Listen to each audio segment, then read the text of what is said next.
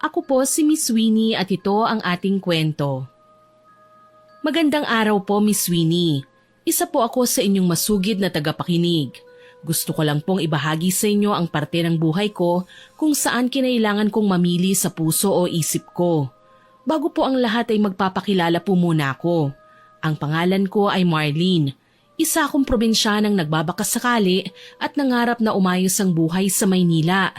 Naalala ko pa nung mga panahong baguhan pa lamang ako sa lungsod. 24 lang ako noon. Napasok ako bilang isang kusinera sa bagong tayong resto bar. Maswerte ko sa napasukan ko. Libre ang tirahan at pagkain. Kaya naman ginawa ko ang lahat para sa trabahong yon. 3 buwan pa lang ako sa trabaho nang mangyari ang isa sa pinakamasakit na dinanas ko sa buhay. Marlene, ikaw na lang ba naiwan? Ay, nasa na yung iba? Nauna po sila sa akin sa dorm. Nagpaiwan po ako para matapos ang inventory. Napakasipag mo namang bata. Ay, sige, pwede mo ba akong dala ng kape sa opisina ko? Opo, syempre po pwede. Nagmamadali akong gumawa ng kape noon para kay Sir Carlito. Isa siya sa may-ari ng resto bar na pinapasukan ko. Asawa niya ang nagpasok sa akin sa trabaho. Kaya kahit hindi bayad ang overtime ko ay ginagalingan ko talaga. Nang matapos ko nang magawa ang kape ni Sir Carlito, dinala ko na kagad ang mainit na kape sa opisina niya. Wala akong kamuwang-muwang sa mga sunod pang mangyayari sa akin sa oras na pumasok ako sa impyernong opisina ni Sir Carlito. Pero dahil nga kampante naman ako sa boss ko, ay hindi man lang ako nag-isip ng masama. Kumatok ako sa pinto ng opisina. Sumagot naman kagad ang amo ko at pinapasok ako. Oh, pasok ka. Sir, ito na po ang kape niyo. Ay, halika. Lumapit ka rito. Lumapit ako kay Sir Carlito na nasa likod ng kanyang working table at inilapag ko ang kapeng umuusok pa roon. Yumuko pa ako para magpaalam. Sir, babalik na po ako sa kusina para sa inventory. Hindi ako sinagot ni Sir Carlito. Bagkus ay tumayo siya at naglakad papunta sa pintuan. Buong akala ko ay pinalalabas na niya ako. Kaya naman sinundan ko siya. Pero nung nasa pinto na kami, bigla na lang niyang sinara yun. Rinig na rinig ko pa ang paglock niya ng pinto. Bigla akong nakaramdam ng kaba. Hindi ko alam kung bakit. Pero natatakot ako ng mga sandaling yon. Naramdaman ko ring nanginginig ang buo kong katawan. Sir, bakit niyo po nilalak ang pinto? Ilang buwan ka na nga uli dito sa trabaho mo? 3 buwan na po. Magkano na nga ba ang sahod mo bilang tagapamahala sa kusina? Wala akong ideya kung bakit ganun ang mga tanong sa akin ni Sir Carlito. Ang alam ko lang, kailangan ko siyang sagutin dahil siya ang amo ko. Kaya sa nanginginig na boses, sinagot ko ang tanong niya. Pero hindi ko inaasahan ang mga sunod pang katanungan. 460 po. Mataas na rin pala ang sahod mo ah. Gusto mo bang mas tumaas pa ang papasahod ko sa'yo? Ano pong ibig niyong sabihin? Huwag ka na nga magpanggap na hindi mo alam ang ibig kong sabihin, Marlene. Alam mo kung anong gusto ko. Parehas naman tayong makikinabang eh. Tataas pa ang sahod mo at maliligayahan naman ako. Doon na mas lumakas ang kabog ng dibdib ko. Hindi naman ako tanga, kaya alam ko ang pinaparating niya. Pero dala ng takot ko ay hindi ko alam kung paano yun haharapin. Lalo na nang lumakad siya papalapit sa akin. Sa bawat paghakbang niya papalapit ay 2 hakbang paatras naman ang ginawa ko. Pero hindi nagtagal, naramdaman ko na lang na may nakaharang sa likuran ko. Tumama pa yun sa pang-upo ko. Mas lalo pang nadagdagan ng takot ko nang tumawa siya ng malakas. Wala ka na nga atrasan. Kaya pagbigyan mo na lang ako. Total, tataas pa ang sahod mo. Isa pa, wala ka rin naman magagawa. Wala kang kamag-anak o kaibigan man lang dito sa Maynila. Tapos, tayong 2 na lang ang nandito sa resto. Kaya wag mo na akong pahirapan pa. Sir, hindi ko po kailangan ng increase sa sahod. Parang awan niyo na po. Hindi po ako ganong klase ng babae. Tumawa pa lalo ng malakas si Sir Carlito. Takot na takot ako. Hindi ko alam kung anong gagawin ko ng mga sandaling yon. Kaya naman sinubukan kong maghanap ng kahit anong pwedeng pangdepensa. Pero bago pa ako makakita ay marahas akong hinila ng amo kong lalaki. Nagpupumiglas ako, nakalmot ko pa siya sa pisngi. Dahil doon ay bigla na lang niya akong sinampal ng malakas. Pakiramdam ko ay nabingi ang tenga ko. Sa lakas ng pagkakasampal sa akin, bumagsak ako sa malamig na tiles. Sinubukan kong gumapang palayo, kahit pa nga masakit ang balakang ko dahil sa pagkakabagsak. Pero mas mabilis kumilos si Sir Carlito. Hinablot niya ang buhok ko at sapilitang itinayo. Panay ang sigaw ko, kaya mahigpit niyang hinawakan ako sa magkabilang pisngi. Sir, parang awa niyo na po. Huwag niyo pong gawin sa akin to. Nagtatrabaho naman po ako ng maayos. Pakiusap po. Manahimik ka! Dapat nga magpasalamat ka pa't nakuha mong interes ko. Naiintindihan mo ba ako? Wag po. Please, sir. Huwag niyo pong ituloy ang binabalak niyo. Pangako, hindi ako magsasalita kahit kanino. Anong palagay mo sa akin? Tanga? Ito, tanda mo. Hindi matatapos ang gabing ito na hindi ko nakukuha ang gusto ko sa'yo. Napakabango mo. Pilit akong umiiwas sa pagtatangkang paghalik sa akin ni Sir Carlito. Nang may biglang kumatok, nagkaroon ako ng konting pag-asa, lalo na nang marinig ko ang boses ni Ma'am Romina. Carlito, nandyan ka pa ba? Sisigaw na sana ako at hihingi ng tulong, pero bigla na lang akong sinikmuraan ni Sir Carlito. Nanghina ako, parang nawala ang lahat ng lakas sa katawan ko. Samahan pa ng pagod ko sa maghapong pagtatrabaho. Bago ako bitiwan ni Sir Carlito ay pinasakan pa niya ang bibig ko ng panyo. Hindi ko alam kung saan yun nanggaling, pero nanghihina na ako. Naghahalo na rin ang luha at sipon ko. Magkaganon pa man ay sinubukan ko pa rin gumawa ng ingay. Dahil doon ay sinipa ako ni Sir Carlito kaya napahiga ako sa sahig. Doon ay nanlabo na ang paningin ko. Nararamdaman kong unti-unting pumipikit ang mga mata ko. Pero bago tuluyang mawala ang kamalayan ko, nakita ko pang bumukas ang pinto ng opisina. Narinig ko rin ang palitan ng mga salita ng mag-asawa. Hindi ka ba marunong maghintay sa sasakyan? Ang tagal mo! Sandali, sinong kasama mo rito sa loob ng opisina? Tumabi ka nga! Huwag ka na makialam. Bumalik ka na lang sa sasakyan. Diyos ko po, Marlene? Anong ginawa mo kay Marlene, Carlito? Huwag ka na nga makialam na matanda ka. Mabuti nga malilinis ang pinagpaparausan ko eh. Eh kung kukuha lang ako kung saan-saan, baka magkasakit pa ako.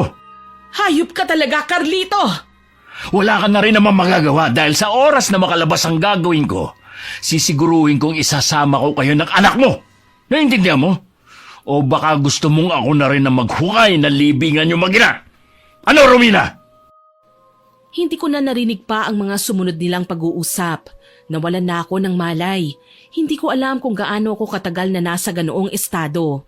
Nagising na lang ako dahil sa pananakit ng maselang parte ng katawan ko at dahil sa malamig na hanging humaplos sa balat ko. Pero parang hindi na pumapasok sa utak ko kung ano ba ang nangyari. Napagtanto ko na lang na nagahasa ako nang mapatingin ako kay Sir Carlito na nagsosuot ng kanyang pantalon. Kinapa ko ang buo kong katawan. Nang mapagtanto ko na may nangyari ay nagmamadali akong umupo at tinakpan ang katawan ko. Nakita naman ako ni Sir Carlito. Nginisian pa niya ako at saka ininsulto. Masarap din pala ang probinsyanang kagaya mo. Nag-enjoy ako. Sobra. Demonyo ka! Hayop! Tumahimik ka! Dapat magpasalamat ka pa sa akin eh. Dahil bukod sa mataas na sahod, bibigyan pa kita ng bukod na 20,000. Siguruhin mo lang na hindi ka magsasalita.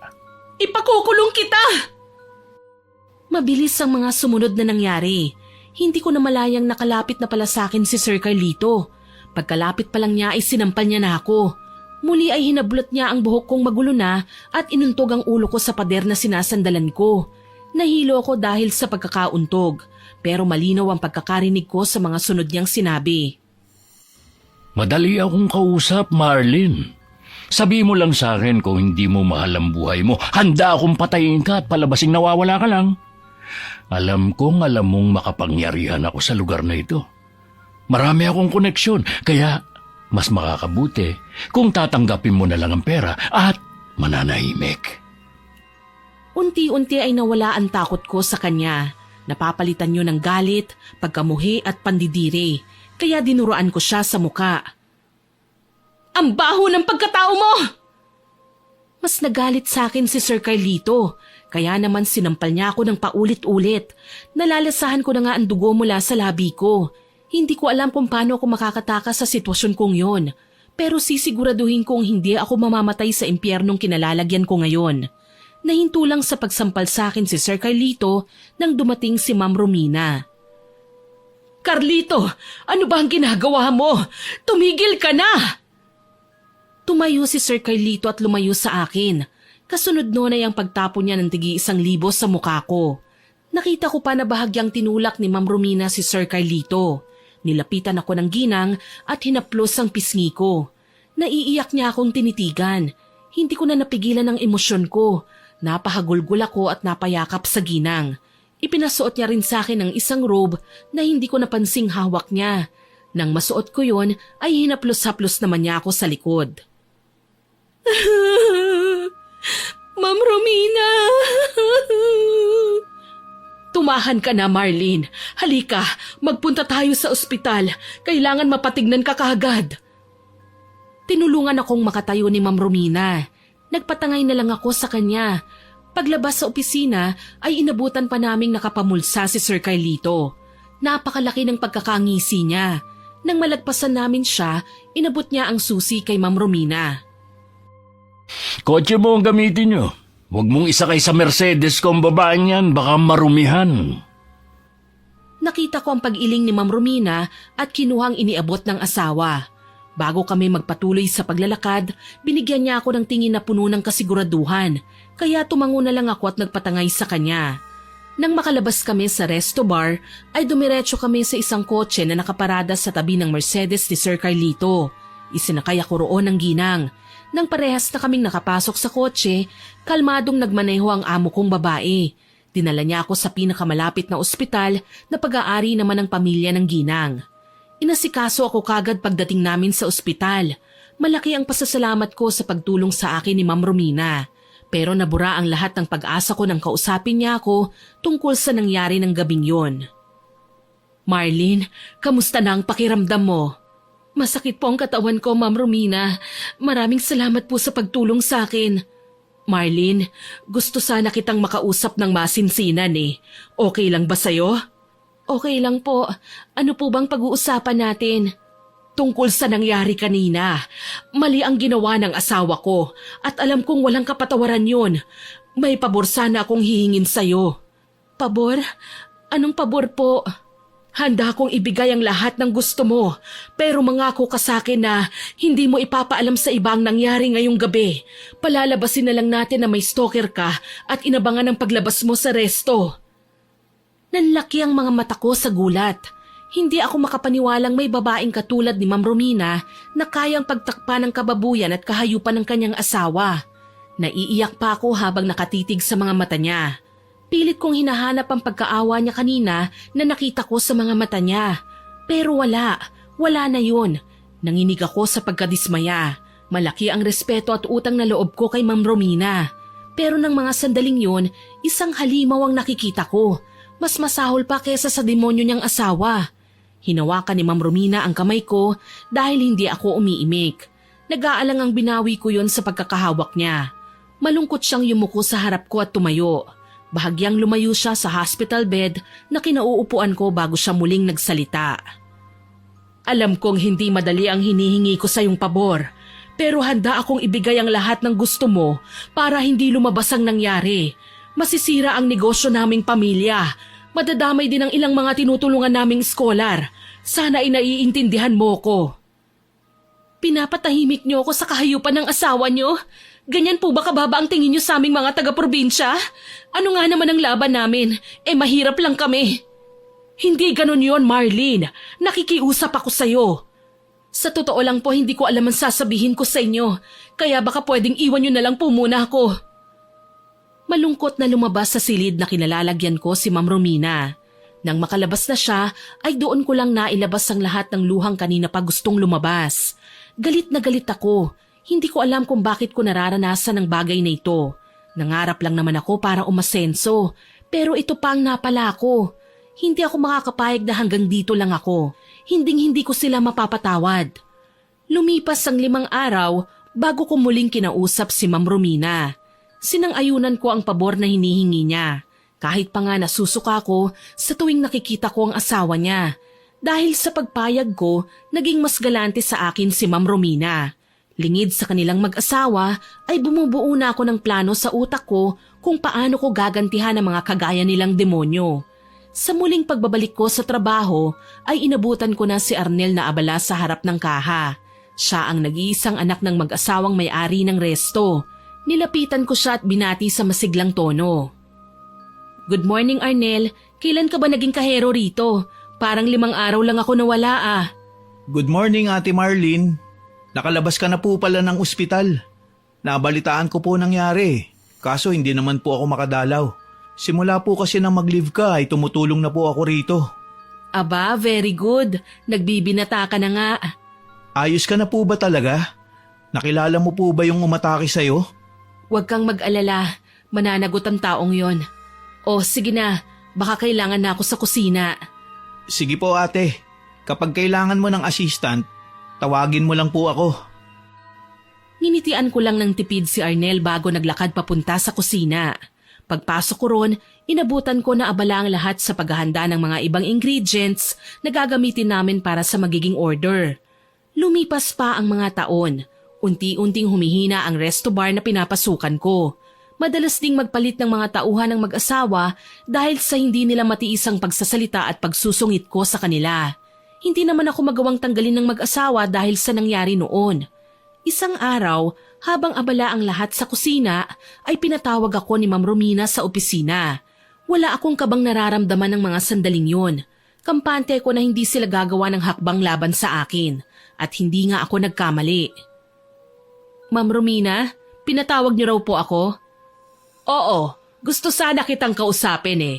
Tutal lahat naman kayo na nagtatrabaho rito ay sa isang bubong lang nakatira. Ano po bang gusto niyong pag-usapan? May nakarating kasing balita sa amin na kaya tayo humihina ay dahil nahuhuli na tayo sa uso. May nakapagsabi rin sa akin na baka may nagsasabotahe sa atin. At sa palagay naming mag-asawa ay isa lang sa mga tauhan natin yon. Maaari mo ba akong tulungan? Huwag kang mag-alala, babayaran ko ang serbisyo mo bilang tagapagmasid. Ngumiti ako at tumangu-tango. Lingid sa kanila ay ako ang may kagagawa ng lahat. Sa isip-isip ko, nagsisimula pa lang ang bangungot nila sa kasalanang ginawa nila sa akin. Parang gusto ko pang tumawa, pero hindi pwede. Ayoko mabulilyaso ang ilang taong pagpaplano ko. Sige po, Ma'am Romina. Salamat, Marlene. Ito ang bayad sa serbisyong gagawin mo. Inabutan ako ng isang puting envelope. Masaya kong tinanggap yon. Isang plano na naman ang nabuo sa isip ko. At yun ay para matanggal ang isa na naman sa mga kasamahan ko. Ituturo ko siyang salarin para hindi ako mapaghinalaan. Lalo na at nalalapit na ang isang malaking problema na ibibigay ko sa mag-asawa. Sige po, babalik na po ako sa trabaho. Okay. Pagbalik ko sa kusina ay inabutan ko roon si Arnel. Nagbabalat siya ng patatas. Nilapitan ko siya at tinapik sa balikat. Nakangiti naman siyang tumingin sa akin. Ininguso ko ang ginagawa niya. Wala pa namang customer, Ate Marlene. Kaya tutulong na lang muna ako rito sa kusina. Mukhang nagpapakitang gilas ka. Siyempre, malapit na po ang birthday ko eh. At gusto ko pong dito na lang ganapin sa resto bar. Ilang taon ka na nga ulit? 21 na ako sa susunod na linggo. Ang bilis pala ng panahon. Parang noong kailan lang kalalabas ko sa ospital, 16 ka lang noon. Tapos nagkakahero ka pa para may dagdag sa allowance mo. Pwede mo namang hingin na lang yon.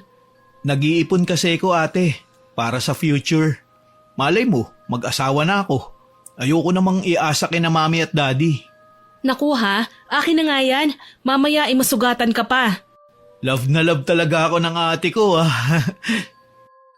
Sana naging totoong magkapatid na lang po tayo. Hindi man tayo magkadugo ay parang kapatid na kita. Kaya nga yata ako tumagal dito sa resto bar dahil sa'yo eh. Mawawalan ka ng makukulit kapag nawala ako. Parang batang sumandal si Arnel sa akin. Normal lang naman yun sa amin at walang mali siya. Lumipas pa ang mga araw. Naisagawa ko na ang plano ko, kaya naman tinanggal ang isa kong kasamahan. Ngiting-ngiti ako noon dahil alam kong makakampante na ang mga boss ko. Pero wala pa kami sa kalagitnaan, kaya humanda sila. Nasa ganoong pag-iisip ako nang biglang dumating si Ma'am Romina. May kasama siyang isang dalaga. Mukhang bata pa at menor de edad. Mababakasan din ng pagkaprobinsya kagaya ko. Napataas pa ang kilay ko, lalo na nang lumapit sila sa akin. Marlin, kulang tayo ngayon sa tao, hindi ba? May service crew pa po tayong kulang. Ayos lang naman po kami sa kusina. Tamang-tama. Eto nga pala si Leslie. Isa siya sa bagong scholar namin. Naghahanap siya ng trabaho. Pwede bang ipasa ko na siya sa'yo? Kayo po ang may-ari ng resto bar, kaya bakit po ako hihindi? O siya, ikaw nang bahala kay Leslie ha? Isama mo na rin siya mamaya sa tinutuluyan mo.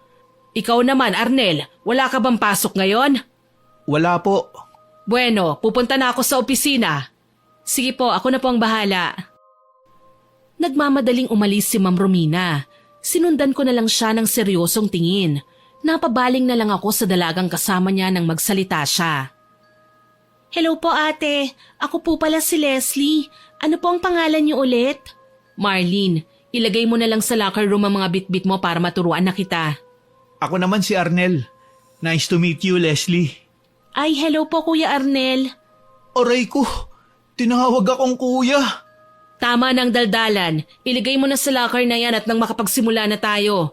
Bawal ang makupad dito. Nakita kong natataranta ang baguhang dalaga. Napapailing naman si Arnel at sinamahan si Leslie sa kinaroroonan ng locker room. Hindi naman nabago yun sa akin. Talagang ugali ni Arnel ang pagiging matulungin at palakaibigan. Nagkibit-balikat na lang ako. Hindi naman nagtagal at magkasamang lumabas na ang dalawa. Nang makalapit na sila sa akin, ay kaagad kong pinaliwanag kay Leslie ang mga gagawin niya. Bawal ang maarte rito. Isa pa, hindi lang isang trabaho mo ha. Kapag wala kang ginagawa, dapat tumutulong ka sa kusina. Okay po. Ilang taon ka na nga ulit? 18 po. Saan ang probinsya mo? Isabela po.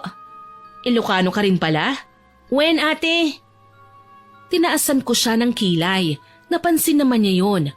Kumamot pa siya ng ulo niya bago humingi ng pasensya. Ay, sorry po. Huwag kang mag-alala. Ilocano rin ako kaya naiintindihan ko ang sinasabi mo. Pero dapat ay masanay kang magsalita ng purong Tagalog. Lalo na't nasa Maynila ka. Haharap ka pa naman sa mga customer. Okay po. Kung kaya mong tumulong sa lahat ay gawin mo. Huwag mo lang pakikialaman ang estasyon ko ha? Opo. Sa ngayon ay tumulong ka muna sa kusina. Magbalat ka ng mga sibuyas doon. Tumalima naman kagad si Leslie. Doon ako nagkaroon ng pagkakataong titigan siya. Sumama ang timpla ko nang mapagtantong hindi lang mukha ang maganda sa kanya, kung hindi maging ang hubog ng katawan niya. Napapailing pa ako, lalo na at kilala ko ang demonyo kong among lalaki. Pero wala akong pakialam. Maghapon ay panay ako utos kay Leslie. Gusto kong makita kung kakayanin ba niya ako. Pero sa huli ay nainis lang ako. Panay ngiti at tangulang sa akin si Leslie. Dahil doon ay naaalala ko ang dating ako. Nung mga panahong hindi pa ako binababoy ni Sir Carlito. Pagsapit ng gabi ay kasabay kong lumabas ng resto bar si Leslie. Kasunod namin si Arnel na humahabol sa amin. Ate Marlene, Leslie, wait! Oh, anong problema mo? Hello Kuya Arnel. Ihahatid ko na kayo. Bakit parang ngayon mo lang ako niyayang ihatid? Ate naman, syempre, ngayon lang naman po ako available at sumabay sa uwian niya. Isa pa, wala naman pong pasok bukas. Bahala ka. Tara, nandun ang kotse ko. Nauna na akong naglakad sa kanila palapit sa kotse. Habang si Arnel naman ay nakita kong tinulungan si Leslie na bitbitin ang sako bag niya. Napairap pa ako. Ilang sandali lang ay nasa tabi ko na sila. Pinagbuksan ako ni Arnel ng pinto sa passenger seat side. Habang sa likuran namang upuan si Leslie kasama ang sako bag niya. Habang nasa daan ay panay ang kwentuhan ng dalawa. Nakikinig lang ako sa kanila. Ano ang kurso mo, Leslie? Education po. Ikaw po? Business ad ang kinukuha ko. Graduating na ako. Ikaw ba? 18 ka na, di ba? First year college pa lang po ako. Huminto po kasi ako noon sa pag-aaral . Hindi po kasi kaya ng mga magsasaka kong magulang, kaya nang makakuha ako ng pagkakataon na magpunta rito sa Maynila at mag-apply sa scholarship, talagang napakasaya ko po. Ang galing mo naman. Hindi ka talaga sumuko. Maganda yan. Mahirap lang po kami pero may kasabihan nga po na kung gusto mong umasenso ay magsipag ka. May ganun bang kasabihan? Wala po, gawa-gawa ko lang po ang kasabihan na yon. Ate Marlene, bakit ang tahimik niyo po? Sige ka, mapapanis ang laway mo dyan. Pagod ako. Kaya pala. Daan na muna tayo sa coffee shop. Libre ko kayo ng kape. Tinanggihan ko ang alok na yun ni Arnel. Marunong pa rin naman akong mahiya kahit papaano. Pero mapilit talaga siya, kaya wala akong nagawa nang bigla siyang magmaniobra at balikan ang nadaanan naming coffee shop. Bumili siya ng 3 kape para sa aming 3. Sinamahan pa niya yon ng tinapay na alam kong mahal. Pero hindi ron natapos ang paghinto ni Arnel sa drive-thru. Dahil nang may makita siyang food chain ay lumiko rin siya roon at umorder ng napakarami. Bakit parang gutom na gutom ka naman yata? Well, wala akong pasok bukas eh. Day off nyo rin. Kaya tatambay na muna ako sa inyo, Ate Marlene. Kagaya lang ng dati kapag napapagalitan ako noon ni Daddy. Hindi ka naman napagalitan ngayon ah. Pagbigyan mo na ako, ate. Chance rin naman natin yun para mas makilala si Leslie. Isa pa, paniguradong marami siyang matututunan sa'yo. Hindi na ako umimik. Hinayaan ko na lang siya. Ilang sandali pa ay nasa tapat na kami ng dorm. Nauna na akong bumaba sa kanilang dalawa. Nagmamadali na rin akong pumasok para makapag-shower na muna. Narinig ko pa ang mga sinabi ni Arnel. Huwag kang matakot kay Ate Marlene. Ganyan lang talaga siya. Pero sobrang bait niyan. Ayos lang naman sa akin. Hindi naman mukhang nakakatakot si Ate Marlene eh. Stricto lang siguro. Ako na magpapasok ng bag mo. Pakihawakan na lang ang mga kape natin. Sige, salamat. Napapailing pa ako habang naglalakad papalapit sa kwarto ko. Naririnig ko pa ang mga tawanan ng 2 kong kasama. Hindi ko na lang sila pinansin at pumasok na ako sa kwarto ko. Bago ko isara ang pinto, ay malakas kong sinigaw sa 2 ang kwarto ni Leslie. Sa kaliwa ng pinto ko ang kwarto ni Leslie. Bahala na muna kayo ha? Ako na ang bahala kay Leslie, Ate Marlene. Pagkapasok ko sa kwarto, ay binaba ko na ang dala kong bag. Kinuha ko ang tuwalya ko na nakasabit lang din sa gilid ng kama ko. Tsaka ako lumapit sa built-in cabinet na nandoon. Kumuha lang ako ng isang pares na pajama at t-shirt bago ko muling lumabas at nagtungo sa banyo. Nadaanan ko pang 2 na inihahanda na ang mga biniling pagkain ni Arnel. Matapos kong mag-shower, bumalik na muna ako sa kwarto ko para magsuklay. Nang matapos na ako, ay doon lang ako muling lumabas at pinuntahan sila. Anak ka pala ni Ma'am Romina? Hala, ngayon ko lang nalaman. Nakakahiya naman. Ano ka ba? Kahit anak pa ako ng presidente, magkakaibigan pa rin tayo. Kaibigan? Yay! Akala ko talaga ay mahihirapan ako magkaroon ng mga kaibigan dito sa Maynila. Probinsyana kasi ko eh. Wala namang problema ang pagiging probinsyana eh. Big deal ba sa'yo yun? Nagsusungit ka na naman. Halika na po rito, Ate Marlene. Matutunaw ang yelo sa kape mo. Saluhan mo na lang po kami at magkwentuhan tayo. Nakataas ang isang kilay ko na umupo sa tabi ni Leslie. Tuwang-tuwa naman si Arnel. Pumapalakpak pa na akala mo ay bata. Gusto ko man siyang sawayin ay hindi ko na lang ginawa. Ininom ko na lang ang kape ko at kumain ng mga pagkaing binili ng binata. Halos magdamag ay walang ginawa ang 2 kundi ang magkwentuhan. Hindi ko na lang sila pinakinggan. Nang makaramdam na ako ng antok ay iniwan ko na rin sila. Kinabukasan, maaga akong umalis ng dorm. Nagpunta ako sa isang parte ng Binondo. Doon ay namili ako ng mga gagamitin kong sangkap sa susunod kong isasagawang plano. Nang mabili ko na ang lahat, maghapon akong nagkulong sa kwarto ko. Kumpleto ng sangkap ko. Sisiguraduhin kong matinding lason ang magagawa ko sa pagkakataong ito. Humanda na kayo, Ma'am Romina at Demonyong Carlito. Sisiguraduhin ko na may mas malaki pa akong pasabog pagkatapos nito. Sinimulan ko ng gawin ang laso na ihahalo ko sa mga pagkaing isi-serve namin bukas. Sisiguraduhin kong magkakaroon ng malaking problema ang mag-asawa. Hindi ko man nakuha ang hustisya sa legal na paraan, ay sisiguraduhin kong magbabayad sila sa sarili kong paraan. Kinabukasan ay masayang-masaya akong pumasok. Katulad ng dati, sinimulan ko ang paghahanda ng mga ibang gagamiting pangluto. Yun naman ang inabutan ni Ma'am Romina. Oh, ang aga mo naman, Marlene. Kayo po pala, maaga po kasi akong nagising eh. Naku, mabuti naman. Nakalimutan kong sabihin sa'yo noong isang araw na magkakaroon tayo ngayon ng maraming customer. May kontrata kasi tayong nakuha. Family reunion yata. Kaya mo naman, hindi ba? Kumislap ang mga mata ko sa mga narinig kong sinabi ng amo ko. Tila ba umaayon pa sa plano ko ang pagkakataon, kaya nakangiti akong tumangutango sa kanya.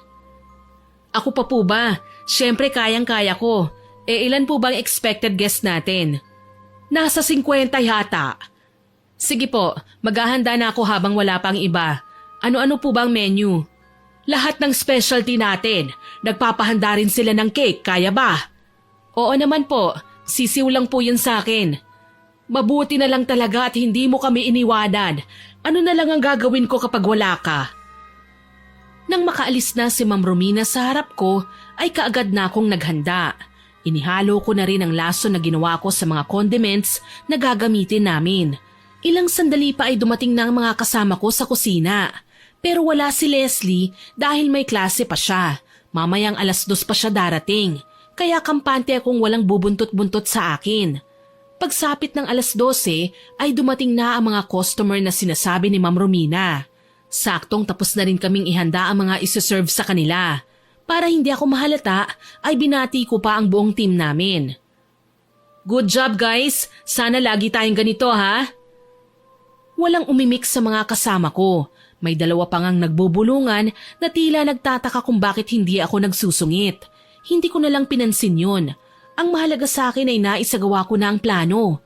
Hindi pa man nagtatagal, nakarinig na kami ng kaguluhan sa dining area. May mga sumisigaw at nagpatawag ng ambulansya. Narinig ko rin ang boses ni Ma'am Romina. Anong nangyari? Carlito, tumawag ka ng ambulansya. Naku naman! Lintek! Bakit ba napakamalas natin? Nakita kong nagmamadaling sumilip ang ilan sa mga kusinero at kusinerang kasamahan ko. Nagpanggap naman akong makikisilip din. Lihim akong napangiti nang makita ang nagaganap sa dining area. Namimilipit sa sakit ng tiyan ng iba, habang ang karamihan naman ay bumubula pang bibig. Nasa ganoong eksena kami nang mapalingon sa gawin namin si Ma'am Romina. Pinalitan ko kagad ang ekspresyon ko. Nagkunwaring nagulat ako at hindi makapaniwala sa mga nangyayari. Naiiyak at natataranta naman akong tinawag ng amo naming babae. Marlene! Marlene, halika rito! Madali ka! Nagmamadali akong lumapit. Paglapit ko ay hinila ko sa isang sulok ni Ma'am Romina. Kapansin-pansin ang pag-aalala at takot niya. Pinipigilan ko namang mapangiti. Nagpanggap na lang akong nagtataka. Ma'am, ano po bang nangyayari? Hindi ko rin alam. Ano ba naman yan? Mukhang may kasabwat pa ang bruhang sumasabotahe sa resto bar. Imposible po. Siya lang ang nahuli ko eh. Maliban na nga lang kung may nagsabuatan sa pagkakatanggal ni Mariel. Alamin mo, hindi pwedeng ganito. Ilang taon ng pababa ang kinikita ng resto. Masusunod po. Babalik po muna ako sa kusina. Aalamin ko po kung sino ang nasa likod nito. Tinanguan lang ako ni Ma'am Romina bago niya ako iniwanan. Doon lang lumitaw ang ngiti ko sa labi. Lumipas pa ang mga minuto at nagdatingan na rin ang mga tinawag na ambulansya. Yun naman ang dinatna ni Leslie na hanggang ngayon ay wala pa ring ideya. Naglakad siya papalapit sa akin at tinanong ako. Ate Marlene, ano po ang nangyayari? Bakit ang daming tao? Mukhang may gumawang hindi tama sa mga hawak kong kusinera at kusinero. Hala, paano po nangyari yon? Mukha bang alam ko? Hay nako, ang mabuti pa pumunta ka na lang ng locker. Isuot mo na rin ang uniform mo. Marami tayong trabaho ngayon. Opo. Nang makuha na ang lahat ng mga nalason ay narinig ko ang pag-uusap ng mag-asawa. Galit na galit pa nga ang demonyong si Carlito. Rinig na rinig din namin ang kalabog ng mga bagay na binabato niya. Palihim na lang akong natutuwa sa mga nangyayari. Lalo na nang marinig ko ang mga sinabi ng amo naming lalaki. Lintik na buhay ito! Nagkandalugi-lugi na nga ang mga negosyo natin dahil sa mga nakaraang issue, tapos ito na naman. Napakalaking problema nito! Carlito, kumalma ka. Hindi mareresolba ang problema sa init ng ulo. Ang mabuti pa ay pupunta na muna ako ng ospital. Kailangan masuhulan na natin ang mga biktima. Pera na naman! Ilang libo na naman ang kailangan nating ilabas! Nalulugi na nga tayo! Kasalanan ko ba yon? Lagi naman ako ang nag-aasikaso ng solusyon sa mga problema eh. Nakakapagod na nga. Sinusumbutan mo ba ako? Marunong ka nang lumaban ngayon? Ha? Wala na kaming narinig na sagot ni Ma'am Romina. Bagkus ay narinig namin ang boses ni Arnel. Nagtataka ito at nagtanong sa mga magulang. Sa isip-isip ko, yun ang dahilan ng paghinto ng mag-asawa sa pagtatalo. Dahil kahit isa ay walang sumagot sa kanila. Mahihinang nilalang. Ano po yung sinabi mo, Ate Marlene? Ano bang pakialam mo? Ituloy mo na nga lang yung ginagawa mo. Pasensya na po. Pagkatapos mo dyan ay sumunod ka sa akin sa locker room. Kayong lahat din, naiintindihan niyo ba ako? Mataray na sabi ko, kaya alam ko na ang iba pa sa kanila ay nanginginig na ngayon sa kaba. Isa-isa ko pa silang tinignan bago ko naglakad papunta sa locker room. Pagkapasok ko ay kaagad kong kinuha ang pinaglalagyan ng lason. Nagmamadali akong inilagay yon sa gamit ng malapit sa dati naming kusinerang sinetap ko.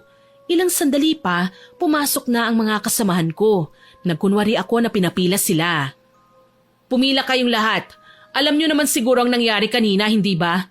Kaya ngayon ay magkakaroon tayo ng inspeksyon. Ilatag nyo sa harapan ko ang mga laman ng bag nyo at ng locker nyo. Lahat naman sila ay sumunod sa akin. Isa-isa nilang nilatag ang mga gamit nila. Kahit si Leslie ay sumunod din sa utos ko. Pero habang ginagawa nila yon, may gumulong na isang bote mula sa gamit ng isa sa kanila. Nagpanggap akong nagulat. Pero ang mga kasamahan ko ay talagang nabigla. Hindi sila makapaniwala. Naggalit-galitan naman ako para mas kapani-paniwala. Ikaw? Pakawala ka ba ni Mariel? Siguro ay gumaganti kayo kay Ma'am Romina. Hindi na kayo nahiya? Naiiyak na magpapaliwanag pa sana ang kasama ko nang bigla na lang pumasok ang demonyong si Sir Carlito. Nakita niya ang bote na hanggang ngayon ay nasa sahig pa rin. Mababakas pa nga ang galit sa mukha niya eh. Habang ako naman ay natutuwa sa loob-loob ko. Kanino yung boteng yan? Kay Charm po. Mukhang siya po ang naglagay ng lason sa mga pagkain kaya nagkagano ng customer natin. Ano? Hayop ka?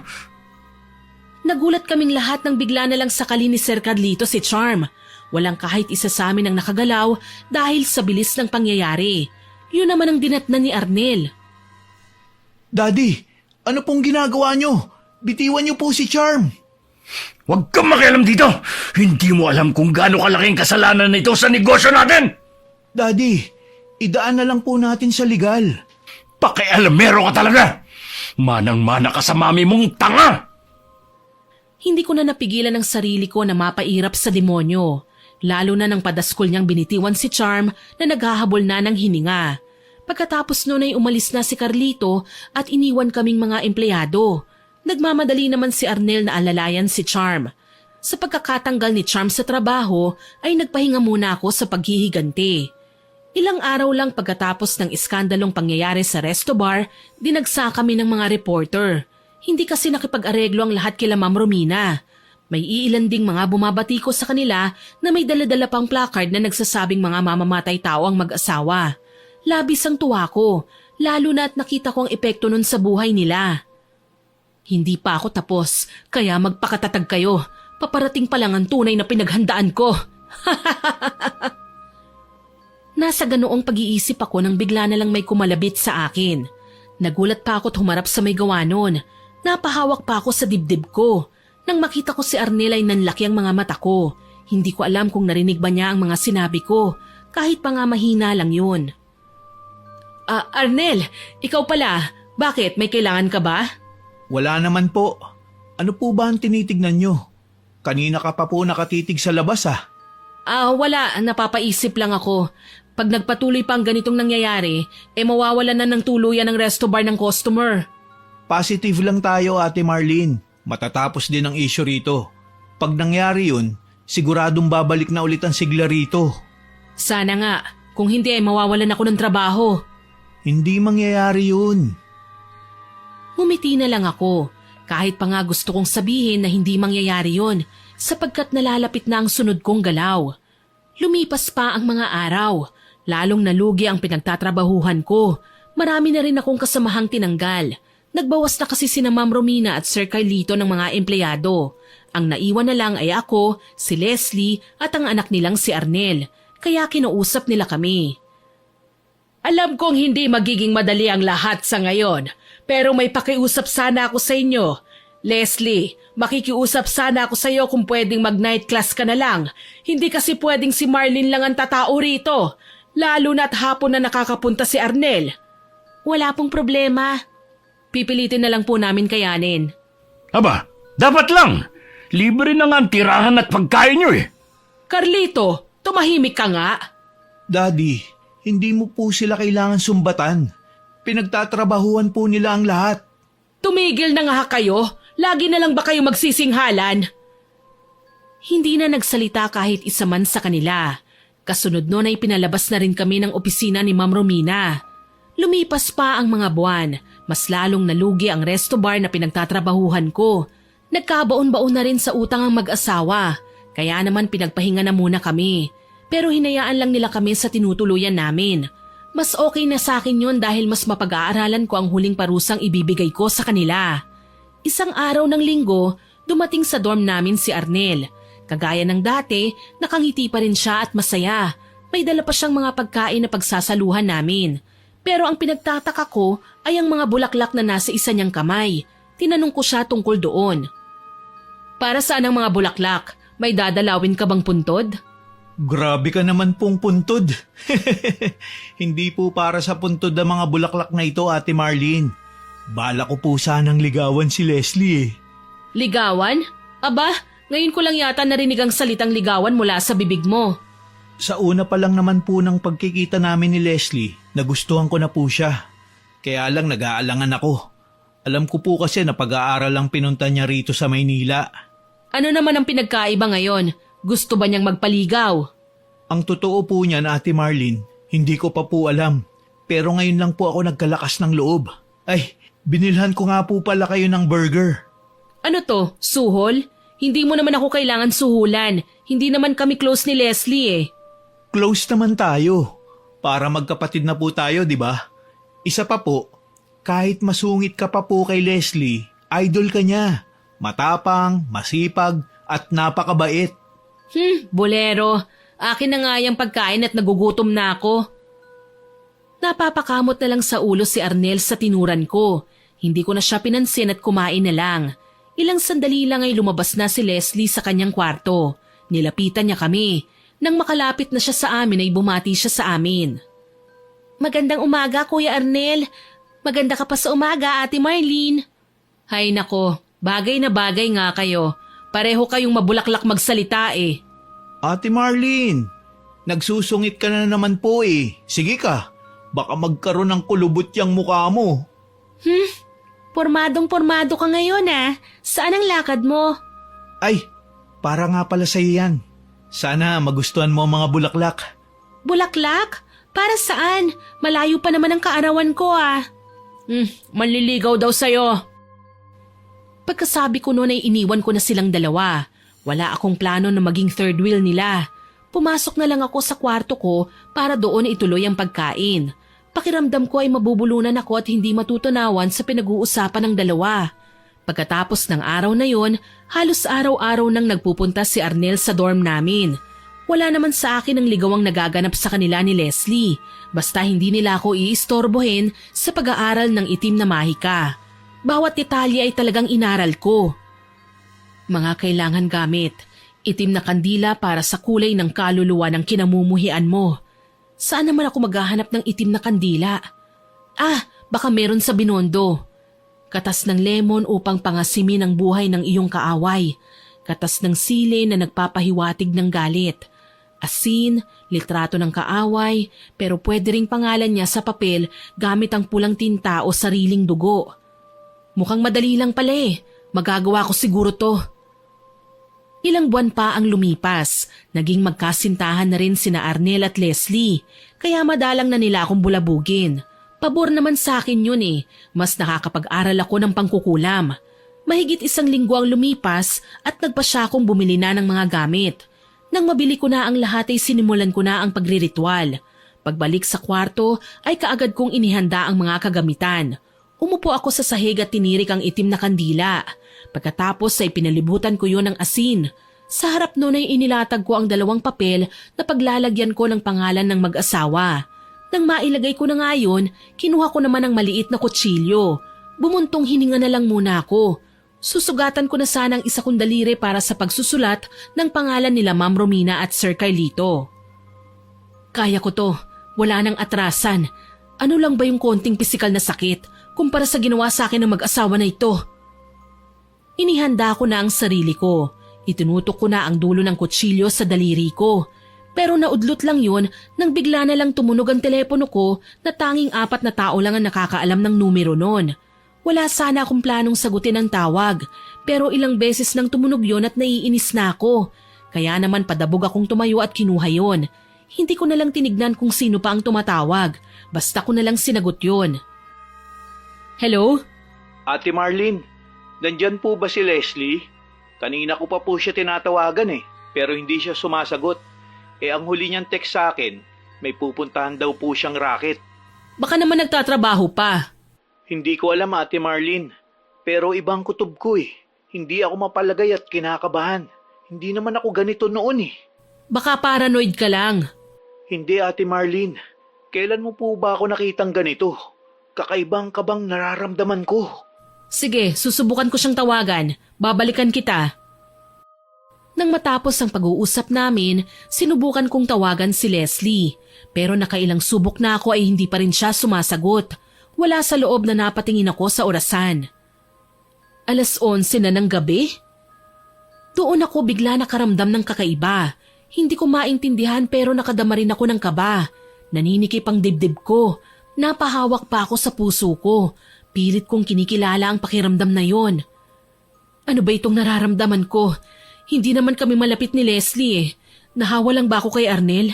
O sanay lang ako na laging nakabuntot sa akin si Leslie? Ano ba yan? Tawagan ko na nga lang ulit. Muli ay sinubukan ko siyang tawagan.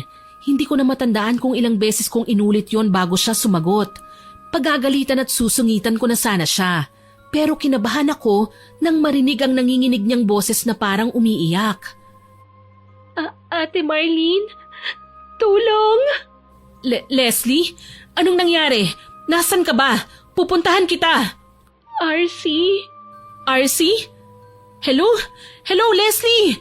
Bakit namatay ang tawag? Ano bang nangyari? RC? Hindi kaya... Napamulagat ako ng mga mata nang mapagtanto ko ang tinutukoy niyang RC.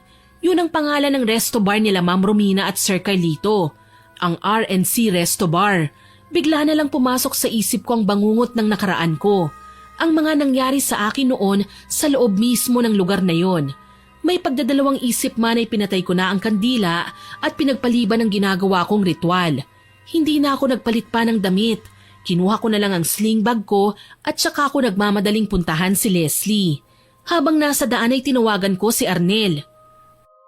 Arnel, magkita tayo sa resto bar nyo. Dalian mo! Ano? Bakit doon? Hindi ko na siya sinagot. Pinatay ko na lang ang telepono at saka nagmamadaling sumakay sa jeep na dumaan. Habang nasa daan, hindi ko mapigilan ang sarili ko na isipin kung ano ba talaga ang nangyari kay Leslie. Hindi ko alam kung gaano na ba ako katagal bumabiyahe. Naipit pa ang sinasakyan ko sa traffic. Kaya kahit may kalayuan pa ang pupuntahan ko ay bumaba na ako. Tinakbo ko na lang ang distansya hanggang sa resto bar. Hindi ko alam kung gaano katagal akong tumatakbo. Pero ramdam ko na ang pagod at pagkahingal. Nang malapit na ako sa resto bar ay nakita ko na si Leslie. Naglalakad siyang pasalubong sa akin. Kapansin-pansin ang paraan niya ng paglalakad. Napahinto ako. Susuray-suray siya sa paglalakad.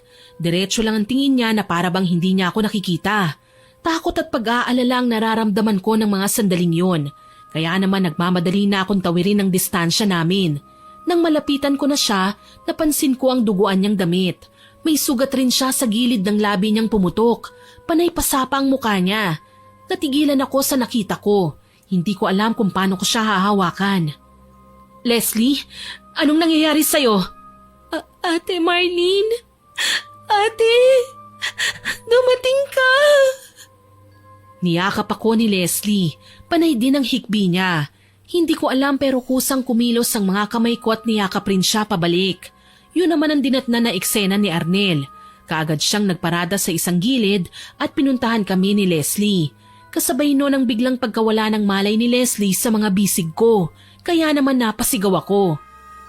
Ay, Leslie! Arnel! Dalian mo! Ano nangyari, Ate Marlene? Hindi ko pa alam. Dalhin na muna natin siya sa ospital. Nagmamadali kaming isinugod si Leslie sa ospital.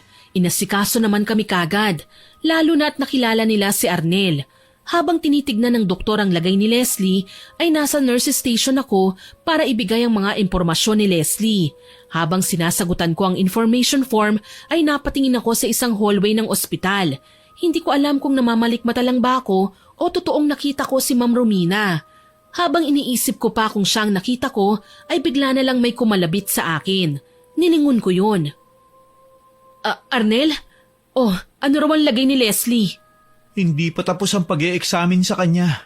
Pero sabi ng doktor, baka biktima siya ng panggagahasa. Kaya pupunta na muna ako sa presinto. Ikaw na po muna ang bahala rito. Sige, ako nang bahala. Umalis na si Arnel, kaya ipinagpatuloy ko na ang pagsasagot sa information sheet. Patapos na ako nang bigla na lang ako makarinig ng kumusyon sa kwartong kinalalagyan ni Leslie. Nagmamadali akong pumunta ron. Pagdating ko sa silid, ay rinig ko ang natatakot na sigaw ni Leslie. Huwag niyo akong hawakan! Lumayo kayo sa akin! Ate Marlene! Arnel, tulungan niyo ako! Awang-awa ako sa itsura ni Leslie. Hindi mapakali ang mga mata niya. Nagpupumiglas din siya sa pagkakahawak ng mga nurse. Lumipas pa ang ilang sandali, napansin ko na unti-unting humihina ang mga sigaw niya. Hanggang sa bitiwan na siya ng mga nurse. Doon lang ako lumapit para magtanong. Ano po ang nangyari, Doc? Malungkot na hinarap ako ng doktor. Sinabi niya sa akin na mukhang na-trauma si Leslie. Sinabi rin niya na hinihintay lang nila ang resulta ng iba pang ginawang test sa dalaga. Malungkot na napatingin ako sa dalagang mababakasan pa rin ang pagkabugbog ang muka. Nang makalabas na ang doktor ay wala sa loob kong napahawak ako sa kamay ni Leslie na ngayon ay natutulog na. Hindi ko maintindihan ang sarili ko ng mga sandaling yon. Ang alam ko lang, naninikip ang dibdib ko at naaawa ko sa sinapit niya. Parang nakikita ko ang sarili ko noon sa kanya. Sa paglipas ng mga oras, bigla na lang pumasok sa isip ko ang pangalan ni Sir Carlito. Kumabog ang dibdib ko. Pakiramdam ko may kinalaman ng matandang demonyo na yon. Naalala ko pang nakita ko kanina lang sa nurse's station. Si Ma'am Romina ba talagang nakita ko? Pero kung siya nga yun, sigurado kung may kinalaman nga ang demonyo niyang asawa. Naguguluhan ako ng mga sandaling yon. Parang may bumubulong sa akin na tama ang hinala ko. Kaso hindi naman ako sigurado. Nalilito ko. Sa ngayon ay sasarilinin ko muna ang hinala ko. Lumipas pa ang mga araw. Nakalabas na ng ospital si Leslie. Napag-alaman din namin ang totoong nangyari sa dalaga. Hindi tumitigil sa pag-iimbestiga si Arnel. Habang ako naman ay inaalagaan si Leslie. Mabuti na lang at marami kong perang naipon galing sa panunuhol ng dati kong amo na mag-asawa. Isang araw ng Lunes, pinapainom ko ng gamot ang tulalang si Leslie. Para siyang batang susunod-sunod lang sa mga sinasabi ko. Oh, inumin mo ang gamot mo. Tapos mamaya ipagluluto kita ng sopas. Gusto mo ba yon? Tumango lang si Leslie na nakatingin pa rin sa malayo. Bagamat hindi kami malapit ng dalaga, ay unti-unti ko nang naiintindihan kung bakit ako kinabahan nung gabing humingi siya ng tulong. Sa palagay ko ay nakalapit na siya sa puso ko nang hindi ko namamalayan. Lumipas pa ang mahigit isang buwan. Walang naging pagbabago sa kalagayan ni Leslie. Nagsasalitan kami ni Arnel sa pag-aalaga sa kanya. Balak na sana naming sabihan ng pamilya ng dalaga, pero nag-aalinlangan si Arnel. Mas makakabuti kung ipapaalam na natin sa pamilya niya. Ate, hindi pa natin kilala ang may gawa nito kay Leslie. Isa pa, nabanggit niya noon sa akin na siya ang inaasahan ng buong pamilya niya. Napapagod ka na po ba sa pag-aalaga sa kanya? Hindi ganun yon, Arnel. Oo, hindi kami malapit ni Leslie. Madalas na sinusungitan ko siya, pero aaminin ko na sa paglipas ng mga araw, nararamdaman ko na matagal na niyang nakuha ang puso ko bilang nakatatandang kapatid, kagaya ng pagmamahal ko sa'yo. Ang punto ko kasi ay karapatan ng pamilya niya na malaman ang lagay niya, lalo na't walang improvement sa lagay niya. Malay natin, makatulong sa pag-recover niya ang pakikipag-usap niya sa pamilya niya. Hindi ko alam, Ate Marlene. Pag-iisipan ko po muna. Bigyan niyo lang po ako ng konting oras. Wala akong naging sagot sa kanya. Alam kong nahihirapan na rin siya. Alam kong nasasaktan siya sa tuwing nakikita niya ang paghihirap ni Leslie. Isang gabi, tumawag sa akin si Arnel. Abala ko noon sa pagpapakain kay Leslie, kaya naman ni-loudspeaker ko na lang. Hello, Arnel? Anong balita? Ate, may suspect na sa nangyari kay Leslie. Talaga? O Leslie, huling subo na ito Ubusin mo na para makainom ka na ng gamot. Demonyo! Layuan mo ko! Hayop ka! Ayoko! Nagulat ako nang bigla na lang tabigin ni Leslie ang kutsarang may lamang kanin at ulam. Tumilapon yun sa sahig. Pagkatapos nun ay nagsisisigaw siya. Akmang hahawakan ko sana siya nang itulak niya ako bigla. Nabigla ako sa nangyayari sapagkat yun ang unang beses na sinaktan niya ako. Habang si Arnel ay panayang sigaw sa telepono. Alam kong nag-aalala siya. Pinakalma ko munang sarili ko bago ko lumayo kay Leslie at dinampot ang cellphone ko na nasa ibabaw ng kama. Ate Marlene, ano nangyayari dyan? Hello? Ate? Wala. Sinumpong na naman si Leslie. Pakakalmahin ko muna siya Mamaya na tayong mag-usap. Sige po. Matapos ang pag-uusap namin ay pilit kong kinausap si Leslie sa kalmadong boses. Leslie, si Ate Marlene mo to. Tumingin ka sa akin. Huwag kang matakot. Hindi kita sasaktan. Tignan mo ako sa mata. Layuan mo ko. Ayoko na. Isusumbong kita sa pulis. Masama ka. Leslie, hindi ako masamang tao. Pakinggan mo ang boses ko. Si Ate Marlene mo to. Naaalala mo pa ba ako? Nandito ako para tulungan ka. Ate Marlene? Ate Marlene? Dumating ka. Ililigtas mo ko, hindi ba? Oo, ililigtas kita. Pananagutin natin ang may sala sa'yo. May kabaman sa dibdib ko pero nilapitan ko pa rin si Leslie. Nang makalapit na ako sa kanya, iniyakap niya ako. Umiyak siya ng umiyak, habang ako naman ay panayang haplos sa kanyang likod. Nang alam kong kumalma na siya, ay tsaka ko siya inakay papunta sa kanyang higaan. Hindi naman siya nanlaban. Nang mapaupo ko na nga siya, ay kaagad kong kinuhang gamot niya na nakapatong lang sa side table. Tumahan ka na, Leslie. Ito ang tatandaan mo. Walang makakapanakit sa'yo hanggat nasa tabi mo kami ni Arnel. Promise po, ate. Hindi mo ako iiwan, ha? Oo, hindi kita iiwan. Kaya inumin mo na itong gamot mo para gumaling ka na, ha? Tumalima sa akin si Leslie. Mabilis niyang ininom ang gamot na nasa kamay ko. Pagkatapos ay inalalayan ko siyang mahiga. Tatayo na sana ako para ilabas ang pinagkainan ni Leslie at malinis na rin ang nagkalat na kanin. Pero hindi pa man ako nakakatayo ay hinawakan na ni Leslie ang braso ko. Ate Marlene, dito ka lang. Huwag mo akong iiwan. Natatakot ako. Sige. Pero ilalabas ko lang muna tong pinagkainan mo, ha? Wag! Ayokong maiwan mag-isa. Ay, sige na nga. Tabihan mo ko, ate. Yun naman ang ginawa ko. Tinabihan ko siya. Sumiksik naman sa akin na parang bata si Leslie. Napangiti na lang ako. Masaya ako na para akong nagkaroon ng nakababatang kapatid na babae. Yumakap pa siya sa akin na parang natatakot siyang maiwang mag-isa. Hinaplos-haplos ko ang buhok niya. Hindi ko na namalayang nakatulog na pala kaming dalawa. Nagising na lang ako nang makaramdam ako ng mahihinang tapik. Pagdilat ng mga mata ko, ay nakita ko si Arnel na namumugto ang mata at may black eye. Dahan-dahan akong tumayo at humiwalay kay Leslie. Nang makatayo na ako ay hinila ko palabas si Arnel. Pagkalabas namin ay kaagad ko siyang tinanong. Anong nangyari sa'yo? Ate Marlene, kilala ko na po ang hayop na gumahasa kay Leslie. Hindi ako makapaniwala na may demonyo kong ama.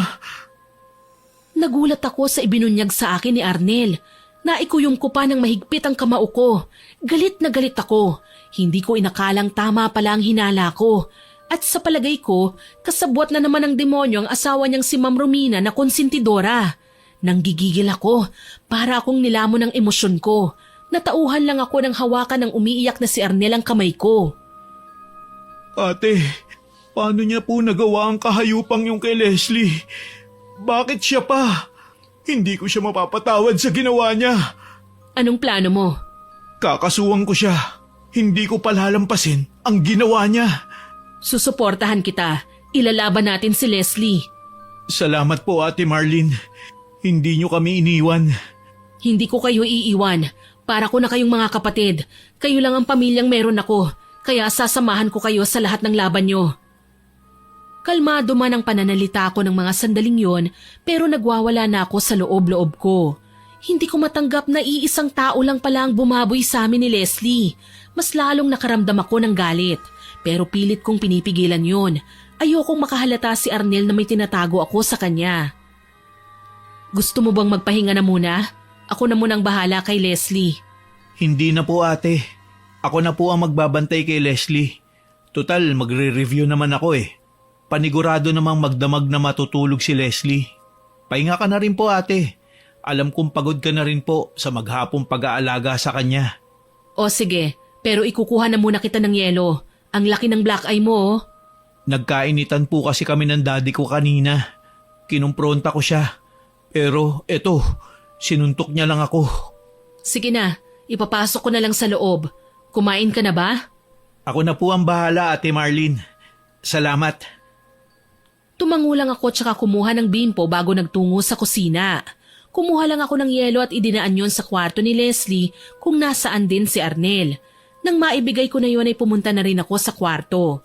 Nang nasa kwarto na ako, hindi ko na napigilan ang sarili ko. Dali-dali kong inilabas ang lahat ng gamit ko sa pinag-aralan kong itim na mahika. Ang kandilang itim, asin, papel, palayok at maliit na kutsilyo. Humanda kayo, mga hayop, mga demonyo! Hindi ko na patatagalin pa ang matagal ko ng pinlano. Magdurusa kayo sa ginawa niyo sa akin at kay Leslie. Magbabayad kayo sa kababuyan at kahayupan niyo! Ang napurnadang pagpaparusa ko sa mag-asawang sina Carlito at Romina ay muli kong itinuloy. Muli ay tinirik ko ang kandila at pinalibutan yun ng asin. Inilatag ko ang 2 papel sa harap nun. Dinampot ko ang maliit na kutsilyo at mabilis na sinugatan ang aking daliri. Gamit ang dugong nanggaling sa daliri ko ay isinulat ko ang pangalan ng mag-asawa.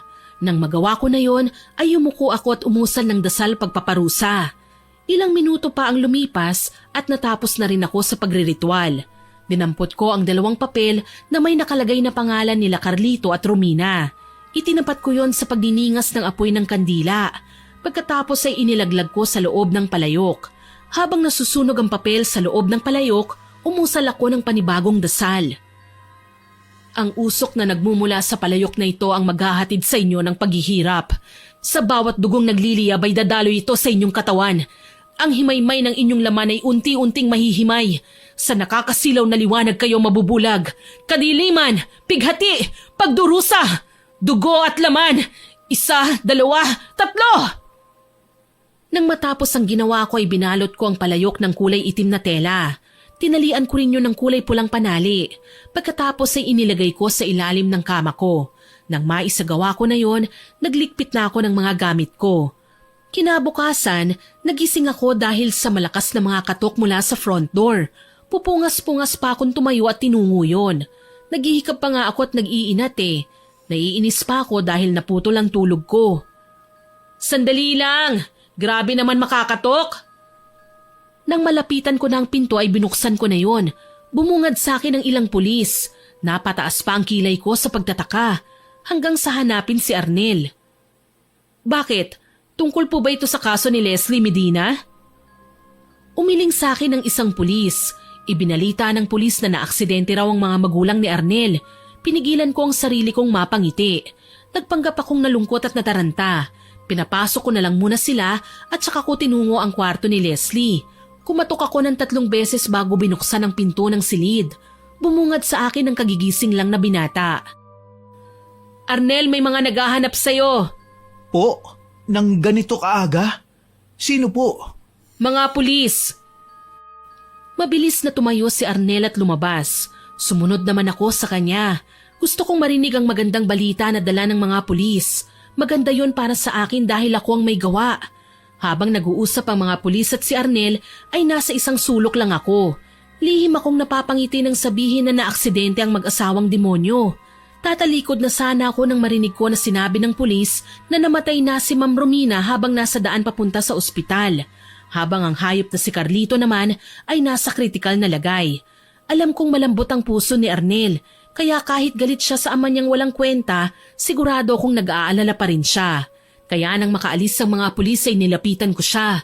Umiiyak siya at parang naguguluhan. Arnel, pwede mong puntahan sina Ma'am Romina at Sir Carlito. Ako na munang bahala kay Leslie. Hindi ko alam kung anong nararamdaman ko, Ate Marlene. Oo, galit ako kay Daddy. Pero hindi ko po kayang mawalan ng mga magulang. Lalo na ngayong wala na si Mami. Siya na lang ang meron ako. Hindi ko na po alam. Nakikiramay ako. Mabuting tao si Ma'am Romina.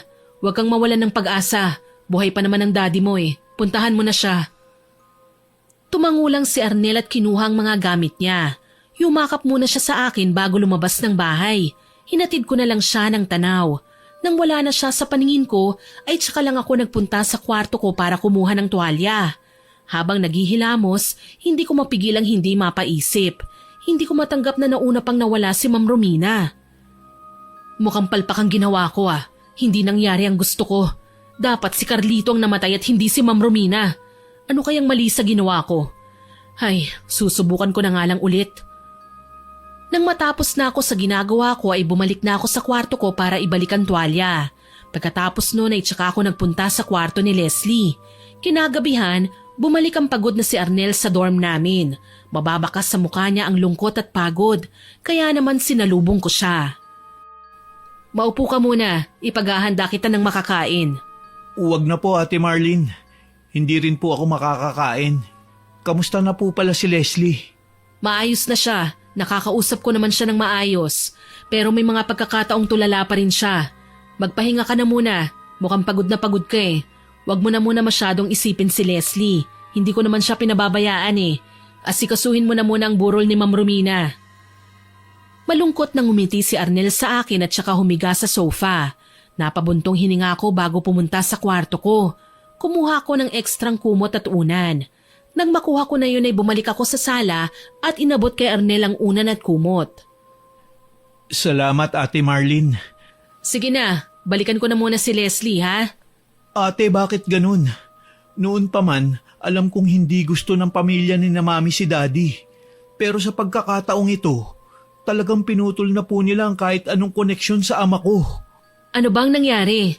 Pinaalis nila sa ospital si Daddy at pinalipat sa public hospital, ate. Ate, kritikal ang lagay niya at wala akong tiwala sa mga doktor dun. Baka nasasaktan lang sila sa pagkawala ng mami mo. Siguro po. Ay, pasensya na po kayo ah. Panay na lang problema ang dala ko sa buhay mo, ate. Wala yun sa akin. Ano ka bang bata ka? Magkapatid tayo, hindi ba? Matapos ang pag-uusap namin ay hinayaan ko siyang magpahinga. Nagtungo na rin ako sa kwarto ni Leslie. Lumipas pa ang mga araw. Nabalitaan ko na lang na ibinenta ni Arnel ang RNC Resto Bar. Isang umaga, napabalikwas ako nang hindi ko makapa si Leslie. Inisip ko na lang na baka umihi. Tumayo na ako at balak siyang puntahan. Ngunit paglabas ko pa lang ng kwarto ay nakita ko na siyang umakyat sa isang upuan. Sa tapat ng upuan ay isang makapal na lubid. Napamulagat ako. Nagmamadali akong tumakbo at nilapitan siya. Leslie, ano bang ginagawa mo? Ayoko nang mabuhay pa, ate. Pabayaan mo na lang ako. Ang dumi-dumi ko niya. Tumigil ka nga. Hindi ka sagutan ng pagpapakamatay sa problema. Bumaba ka dyan at mag-usap tayo. Huwag naman ganito.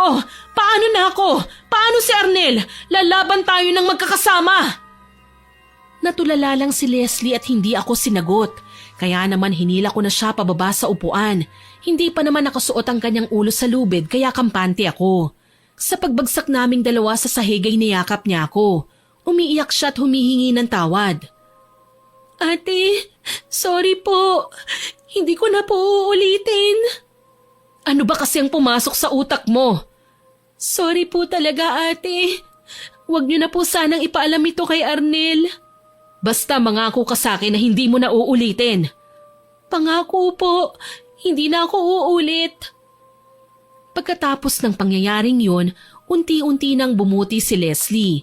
Naiiwan ko na siya minsan sa bahay kapag kailangan kong mamalengke. Kampante na ako. Pero isang araw nang umuwi ako galing sa pamimili ay inabutan ko si Arnel sa sala. Nakakunot ang noon niya at seryoso pa. Pero pinagsawalang bahala ko yun. Binati ko pa siya sa masayang boses. Oh, ang aga mo yata ngayon. Dito ka kakain ng lunch? Sakto magluluto ko ng patatim. Ate Marlene, ano po bang kasalanan ng magulang ko sa'yo? Nagulat ako sa tanong niya. Hindi ko inaasahan yun. Ilang sandali pa ay bigla na lang lumitaw si Leslie na may malungkot na ekspresyon. Bitbit niya ang palayok na ginamit ko sa pangkukulam. Wala na ang takip nun pero alam kong ang palibot lang ng pangalan ng kinulam ko ang nasunog. Kaya mababasa pa rin kung sino ang nakatala roon. Hindi ko alam kung anong sasabihin ko ng mga sandaling yon. Pakiramdam ko ay lumalaki ang ulo ko at malapit ng sumabog. Ate Marlene, sumagot ka. Gusto mo yung totoo? Parang awa mo na ate. Sabihin mo sa akin, hindi totoo mga ito. Kinulam ko ang mga magulang mo. Ate, bakit? Ano ba ang kasalanan namin sa'yo? Naging mabait sila mami sa'yo. Kagaya ni Leslie, biktima rin ako ni Sir Carlito. 5 taon na ang nakalilipas. Nanatili ako sa resto para isabotahe siya. Sila. Ano? Si mami, bakit po pati siya? Arnel, mahal kita bilang kapatid. Pero konsentidor ang mami mo. Binayaran niya ako ng malaking halaga ng pera para hindi magsalita at magsumbong sa pulis. Aaminin ko na ang gusto kong pahirapan talaga ay ang daddy mo. Kaya lang pumalpak ako. Hindi ko inakala na si mami mo ang mapupuruhan. Ate naman, mas matatanggap ko pa na ipinakulong mo na lang si daddy. Mas tatanggapin ko yun. Nakalimutan mo na ba? Wala akong pamilya. Wala na akong babalikan sa probinsya. Bago lang ako noon. Sa tingin mo anong magiging laban ko sa mga magulang mo? Isa pa sumagad na sa pagkademonyo ang daddy mo. Hindi lang akong biktima niya. Hindi lang kami ni Leslie. Baka nga hindi na mabilang. Hindi umimik si Arnel. Umiyak lang siya ng umiyak. Hindi ko inaasahan na mangyayari ito. Kaya hindi ako nakapaghanda. Nang tumayo si Arnel sa kinauupuan niya ay napaatras ako. Pero mas mabilis siya. Hindi ko alam kung paano niya nagawang makalapit kagad sa akin. Nang makita ko na tumaas ang kanyang kamay, hinarang ko ang mga braso ko sa mukha ko. Pero mali ako ng akala na sasampalin niya ako. Bagkus ay niyakap niya ako habang umiiyak. Niyakap ko rin siya. Ate, sorry. Hindi ko alam kung gaano kasakit ang idinulot ng mga magulang ko sa'yo. Pero mali pa rin ang ginawa mo. Alam ko, kaya sana mapatawad mo ko. Hindi ako nag-iisip. Nagpalamon ako sa galit ko. Sa totoo lang ay nagsisisi rin ako sa ginawa ko sa mami mo. Totoong naging mabait siya sa akin. Kung may nagawa man siyang mali, ay yun ay ang pagiging bulag niya sa katotohanan at masamang gawain ng daddy mo. Ate Marlene, Leslie, kung ano man ang ginawa ng magulang ko, inihihingi ko ng tawad sa inyo. Sorry din. Sana mapatawad mo ko. Hindi naman po ako galit. Nabigla lang po talaga ako. Mahal ko ang mga magulang ko. Pero kahit anong gawin ko ay hindi naman matatakpan nun ng maling ginawa nila sa inyo. Pero sana lang po, hindi mo na uulitin. May batas naman po na pwedeng makatulong. Sorry talaga. Nang matapos ang pangyayaring yon ay umalis na ako sa dorm. Naghanap ako ng apartment na malayo sa lugar na yon. Hindi na rin ako nagpaalam pa kila Leslie at Arnel. Nahihiya ako sa sarili ko. Mas may isip pang bata sa akin. Naging masaya naman ako sa bagong buhay na tinahak ko. Nagtayo ako ng maliit na cafe sa Makati. Isang araw ng linggo, napakadami na ng mga customer namin. Kaya naman tumulong na ako sa mga tauhan ko. Nang hindi sinasadyang makita ko sina Leslie at Arnel na naglalakad palapit sa akin. Sandali akong natulala. Natauhan na lang ako nang makalapit na sila sa akin. Ate Marlene, ikaw na po ba yan? Hala, na-miss po kita. Oh, kumusta na kayo? Malapit na po ang kasal namin. Mabuti na lang at niyaya po ako ni Leslie rito. Sakto, wala pa kaming bridesmaid. Sabi ko naman sa'yo na si Ate Marlene lang ang pwedeng maging bridesmaid ko eh. Totoo nga ang sinabi nila. Pagkaabot sa akin ng invitation ay nandun na kagad ang pangalan ko. Naiiyak ako na naalala pa rin nila ako. Lalo na si Arnel. Malaki ang naging kasalanan ko sa kanya eh. Mula rin sa kanila ay namaalam na si Sir Carlito. Hindi raw kinaya ng katawan ng matanda ang impact ng aksidenteng kinasangkutan. Sa ngayon po, Miss Winnie, nasa kasal ako ng 2 taong itinuring kong kapamilya. Pare-pareho na po kaming masaya sa mga buhay namin. Sa pangyayaring ito sa buhay ko ay marami akong natutunan. Ilan sa mga yon ay ang pag-iisip muna bago gumawa ng aksyon. Aaminin ko na naging mapagtanim ako ng galit kaya nakagawa ako ng masama. Kaya sa mga tagapakinig, sana ay wag niyo akong gayahin. Kahit gaano pa kasama at kabigat ang ginawang mali sa atin, wag tayong magpapadala sa kasamaan. Sabi nga ng matatanda, hindi mareresolba ang isang pagkakamali ng isa pang pagkakamali. Hanggang dito na lamang po, Miss Winnie. Maraming salamat po sa pagbabasa ng storya ko. Nagmamahal, Marlene. Sana po ay nagustuhan niyo ang aking ibinahaging kwento. Pero bago ko po tapusin ito, hindi makukumpleto ito nang walang shoutout sa masusugid nating listeners. Shoutout po kay Rosalia Ambos, kay Abigail from Riyadh, kay Glory Grace Sereno, kay Maria Leonor Agudo, kay Louis Darantinaw, kay Lay Hasen at Kyrie Gabriel from Carigara, Leyte. Shoutout din po kay Sara Gudin from Saudi Arabia, kay Ma'am Estela da Silvia from Switzerland, kay April Irene, kay Lovely Barino at sa asawa niya from Caloocan. Hello din po kay Teresa Balino, kay Elizabeth Flores, kay Teresa Entona, kay Rosel Esquilio, kay Joy Cadusale. Shoutout din po kay Mary Jane Biyay at sa papa niyang nadamay sa pakikinig niya. Salamat po. Hello din po sa Safari Custom Collectibles, kay Rose Ann Romasanta, kay Light Gutierrez, kay Jenny Cruz, kay Maribel Magbanwa, kay Raylene Santillan, kay Janice Semato, kay Cutie Meow Meow. Shoutout din po kay April Joy Principal, kay Christopher Salonga at sa mama niyang si Ma'am Lalin Salonga na magbe-birthday po ngayong November 20. Happy birthday po! Hello din po kay Marie Eileen Panaligan, kay Celestina Sigua, kay Ernesto Esparza, kay Ma'am Beth Mercado, kay Emily Sauro, kay Milaine Jordaline, kay Jerlyn Arbado at kay Ma'am Lydia Lopez. Maraming salamat po sa lahat ng nakinig at nagkomento. Abangan pa rin po ninyo sana ang mga susunod nating upload ha. At huwag pong kalilimutang mag-subscribe, like, share and comment sa kwento natin. Para po mabilis nyong makita kung may bago tayong upload, pindutin nyo lang po ang notification bell para lagi po kayong updated. Aasahan ko pa rin po ang inyong suporta ha. Ang goal naman po natin ngayon ay maka 100k subscribers. Muli, ako po si Miss Winnie na nagpapasalamat sa inyong walang sawang pakikinig.